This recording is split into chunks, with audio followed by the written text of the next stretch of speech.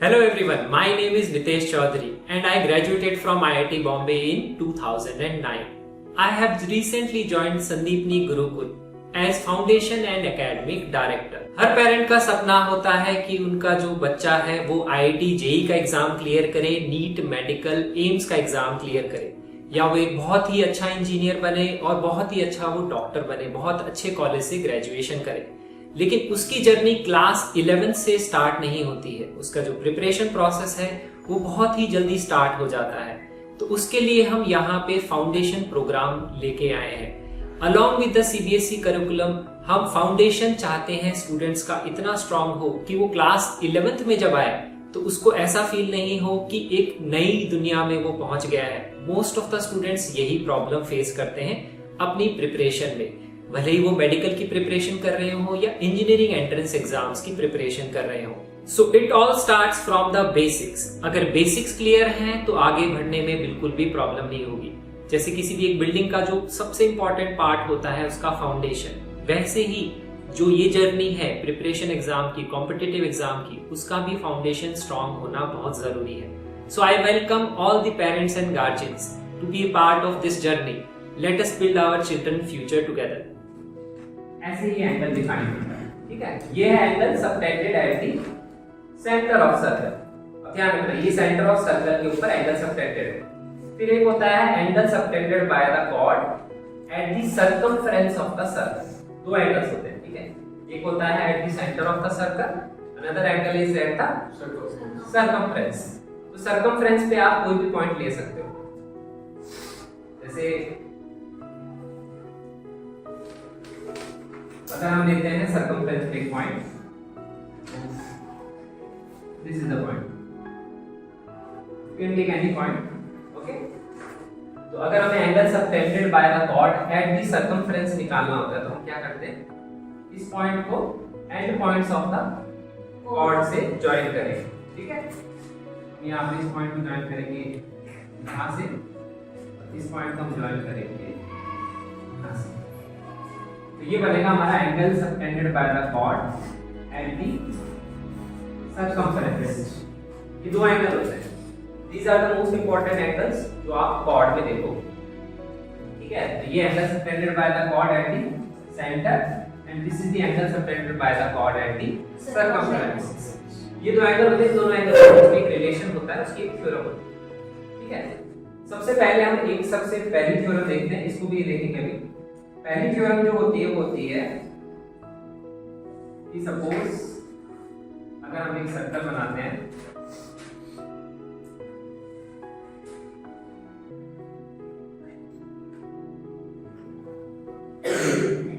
Suppose मैं एक circle बनाता हूं, ठीक है। पहली थ्योरम ये कहती है if there are two chords of a circle, so let me make two chords,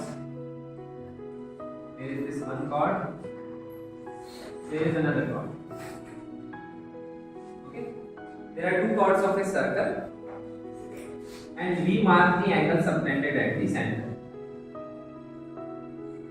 हम क्या करेंगे, सेंटर से इसको ज्वाइन करेंगे, एक ही एंगल बनेगा। सेंटर से इसको ज्वाइन करेंगे, एक ही एंगल बनेगा। Let me define the chord. ये कॉर्ड हम मान लेते हैं सपोज दिस इज AB, अब इसको मान लेते हैं सपोज PQ, और जो सेंटर है इसको हम डिफाइन कर लेते हैं वो you can take it C, D, जो भी तुम्हें लेना, these are the points। तो थ्योरम ये कहती है, फर्स्ट जो थ्योरम है वो कहती है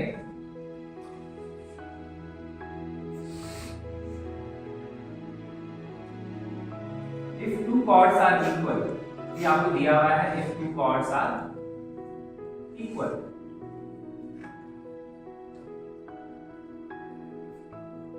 अगर chords equal हमें दी हुई है क्वेश्चन में, ठीक है। थ्योरम ये है कि angle subtended by the cord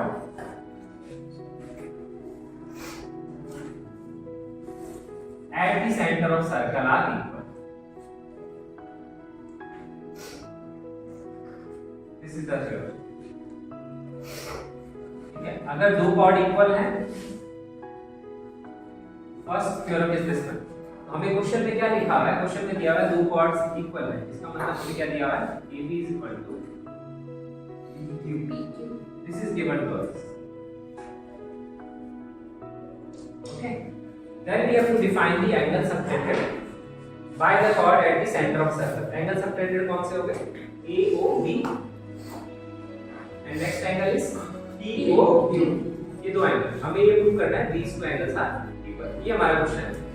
तो अब क्या होता है, कहने का मतलब ये अगर ये इक्वल कॉर्ड्स होंगी तो यहाँ पे एंगल इक्वल होंगे, ये वाला these two angles will be equal. ये हम शो कर सकते हैं. उसका तरीका क्या होता है देखो, अब मैंने लास्ट क्लास में तुम्हें बताया था, हमने डिफाइन कर दी थी radius of the circle and diameter of the circle. तो रेडियस ऑफ सर्कल कैसे डिफाइन करी जाती है? सेंटर ऑफ सर्कल से if you join in any point of the circle, this is the centre of circle, these are the points on the circle, इसको बोलते हैं circumference of the circle. ये तो तुम्हें पता होगा. तो ये सर्कमफ्रेंस है, जो बाउंड्री होती है ना पेरिफेरी, उसको बोलते हैं circumference. If you join the center of circle to any point on the circle, तो ये लेंथ होती है रेडियस और ये लेंथ इक्वल होती है. मतलब अगर इसको मैं यहाँ से ज्वाइन करूँ, यहाँ से ज्वाइन करूँ, इस पॉइंट को ऊपर से ज्वाइन करूँ, ये सारी लेंथ इक्वल होती है.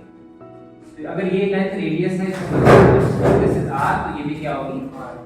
r. इसकी केस में हमें दिख रहा है यहाँ पे ये वाली लेंथ हमारी रेडियस है और ये वाली लेंथ भी हमारी क्या है? ये भी हमारी रेडियस है और ये भी रेडियस. ध्यान रखना, सेंटर से अगर सर्कमफ्रेंस में ज्वाइन करेंगे दैट इज कॉल्ड रेडियस. ये रेडियस नहीं है, PQ is not radius. You have to join any point on the circumference to the centre of circle. हम कितने भी बना सकते हैं. तो होता क्या है कि एक इंपॉर्टेंट डायग्राम यहाँ पे बनता है कॉर्ड का. जब भी आपको कॉर्ड दी हुई होती है, आगे मैं तुम्हें बताऊंगा, कॉर्ड में अगर कभी भी हमें किसी भी क्वेश्चन में लेंथ ऑफ कॉर्ड निकालनी होती है, कोई भी क्वेश्चन होता है इसमें लेंथ ऑफ कॉर्ड की बात होती है, you always have to make this diagram. Centre of circle से इसको आपको ज्वाइन करना है. ये डिफॉल्ट है, मतलब ये आपको करना ही होता है. ऐसा करने से प्रॉब्लम, मतलब इंपॉर्टेंट चीज क्या मिलती है हमें, ये जो ट्रायंगल बनता है ना AOB, this is an isosceles triangle, this is also an isosceles triangle. ठीक है, क्योंकि ये साइड इसके इक्वल है तो इसके अपोजिट एंगल्स क्या होंगे? इक्वल. ये दोनों साइड इक्वल है तो इसके अपोजिट एंगल्स क्या होंगे? इक्वल. So एक important चीज हमें, it's a very important triangle. This is a very important triangle, isosceles triangle inside the circle. अब यहाँ पे आप नोटिस करो तो AB is equal to PQ दिया है ना क्वेश्चन में, ये लेंथ इसके बराबर नहीं है. ठीक है, these two lengths are equal. तो अगर हम इन दोनों ट्रायंगल को देखेंगे, these two triangles are congruent. ठीक है, तो हम ये बोल सकते हैं triangle AOB is congruent to triangle POQ. अगर ये ट्रायंगल congruent है तो एंगल अपने आप इक्वल हो जाएंगे.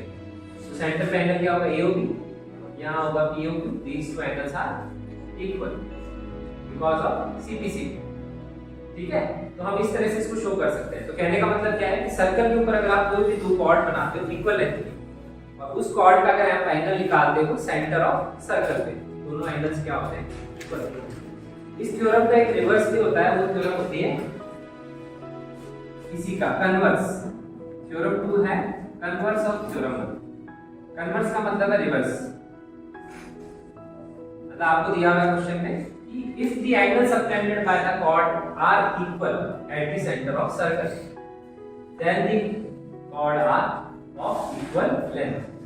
तो हमें उल्टा दिया हुआ है क्वेश्चन में, ऐसा दिया if angles at centre are equal. ठीक है, पूरा नहीं लिखना, angle subtended by the chord वो लिखना ही है, at the centre of circle are equal, then chords are of equal length. इसका रिवर्स.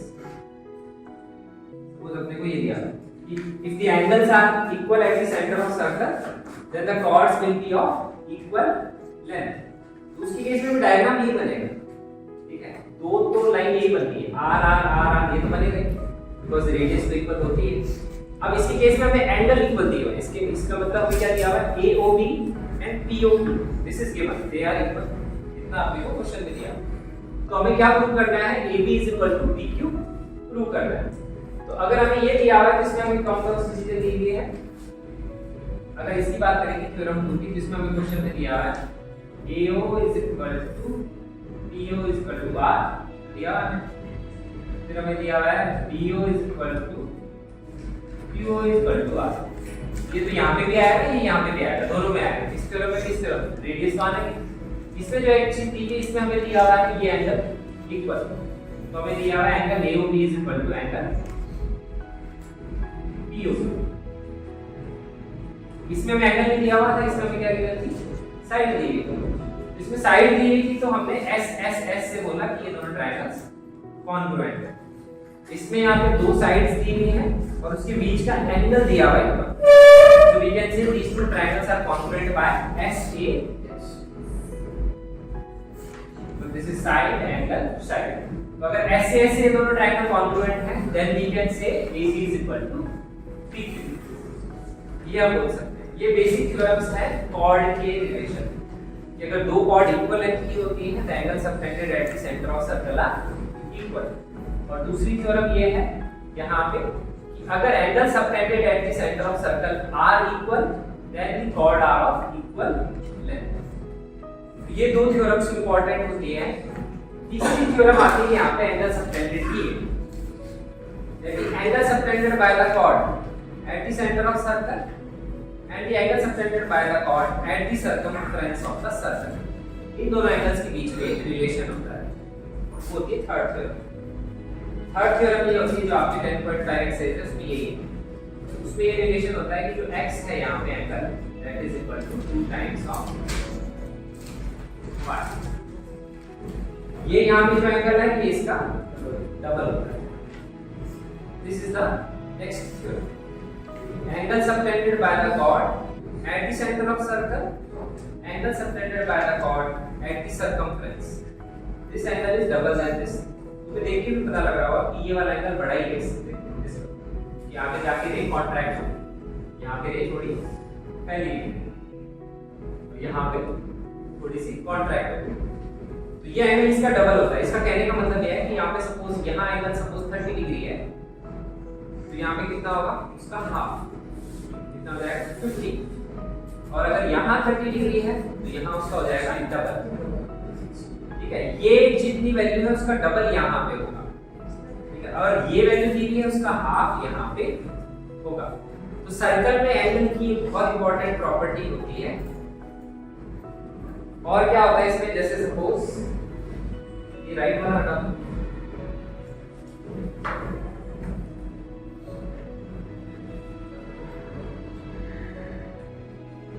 हाँ तो देखो एक इंपॉर्टेंट चीज होती है, तो एंगल से रिलेटेड इंपॉर्टेंस देखो यहाँ पे ये है। अगर आप सर्कल बनाते हैं, ठीक है, एंगल से रिलेटेड क्वेश्चंस कैसे बनाए जाते हैं सर्कल में, जैसे मैंने बना दी कॉर्ड। हम इसका प्रूफ भी देखेंगे, इसका प्रूफ कैसे होता है, बट अभी के लिए ध्यान रखिए कि दिस इज वेरी इंपॉर्टेंट। तो यहाँ पे अगर मैं इसको सेंटर ऑफ सर्कल से ज्वाइन करता हूँ, ठीक है, तो हमेशा नोटिस करना होता है, कभी कभी तो ये कॉर्ड बनाता है यहाँ पे, कभी कभी ऐसा होता है कॉर्ड नहीं बनाता, वो ऐसे भी बना सकता है। कॉर्ड नहीं बनाएगा, what it will do, it will just take any 2 points on the circle और उसको सेंटर ऑफ सर्कल से ज्वाइन करेगा। तो आपको इस एंगल को पहचानने का तरीका होता है, या तो कॉर्ड बनी होगी, उसको एंड पॉइंट्स को सेंटर ऑफ सर्कल से ज्वाइन करेगा, और it will take any 2 points on the circle or can join with the center of circle। दोनों तरीके से क्वेश्चन में दिया हुआ होगा। तो अगर यहाँ पे जैसे ये वाला डायग्राम होता है, जैसे मैंने ये वाला डायग्राम बनाया, तो अगर मैं सपोज तुम्हें ये वाला एंगल दे दूं यहाँ पे, ये एंगल मैं लिख देता हूँ सपोज दिस इज 60 डिग्री, ठीक है, for example this is 60 degree. पहली इंपॉर्टेंट चीज जो काम की होती है, हमेशा क्वेश्चन में देखना होता है कि सर्कमफ्रेंस में कोई एंगल बन रहा है या नहीं बन रहा। सर्कमफ्रेंस में कोई एंगल नहीं बन रहा तो उसको हम नहीं लेंगे। दूसरी चीज यहाँ पे क्या इंपॉर्टेंट है कि ये वाला जो ट्रायंगल है, ये ट्रायंगल क्या होता है, आइसोसेलेस ट्रायंगल। मैंने भी बताया दिस ट्रायंगल इज, ये वाली लेंथ इक्वल, ये हमेशा इक्वल। तो इसके केस में क्या होता है, अगर इस ट्रायंगल पे हमें कोई भी एंगल निकालना है, हम इजीली निकाल सकते हैं if you know any one of the angle. Suppose मुझे ये 60 डिग्री पता है, तो मैं यहाँ पे ये दोनों एंगल्स इजीली निकाल सकता हूँ। क्योंकि अगर मैं सपोज इस एंगल को मान लेता हूँ x, इसको मान लेता हूँ x, तो क्या बोल सकते हैं 60 plus x plus x is equal to 180 degree because this is a triangle. यहाँ से हम x निकाल सकते हैं इजीली। एक तो ये डायग्राम इंपॉर्टेंट होता है आइसोसेलेस ट्रायंगल का। 2x की वैल्यू कितनी आएगी 120 डिग्री, तो यहाँ से अपना x आ जाएगा। और ये डायग्राम अभी के लिए इंपॉर्टेंट नहीं, क्लास 10th में चैप्टर आता है, क्लास 10th में एक चैप्टर आता है एरिया रिलेटेड टू सर्कल्स, ठीक है, एक इंपॉर्टेंट चैप्टर, इजी चैप्टर होता है। तो उस वाले चैप्टर में तुम्हें इस डायग्राम को यूज करके ये वाले एंगल्स निकालने पड़ते हैं। कई बार ये एंगल दिया होता है तो ये निकालना है, ठीक है, but this diagram is important, isosceles triangle, पहली चीज तो ये इंपॉर्टेंट।